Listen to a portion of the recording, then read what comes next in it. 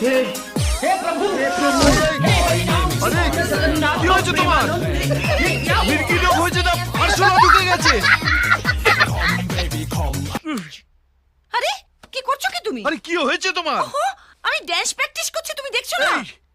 এই বয়সে দুষ্টুমি করে না মা। কিছু হয়ে গেলে আমার খরচ বাড়বে। আরে আমার কিছু হবে না। আমি তোমার কথা বলিনি, মেজের টাইলসের কথা বলছি। আমরা এখন কলকাতার লোক, আমাদের একটু স্টাইলে থাকতে হবে না? তোমার অফিসের অফিসার গুলো কি সুন্দর স্টাইলে থাকে, আর তুমি আদিকালের একটা ধুতি পাঞ্জাবি পরে হেলাল করে ঘুরে বেড়াচ্ছ। খাঁটি বাঙালি, কোনো কথা হবে না। শোনো, আমি বহু বছর গ্রামে বারবত করেছি, এইবার আমি অন্য কিছু করব। সে তো নিজের চোখে দেখতেই পাচ্ছি। টাট্টু ঘোড়ার পিঠে চড়েছো, এবার লাট্টুর মতো ঘুরবে, তারপরে মুখ থুবড়ে পড়বে।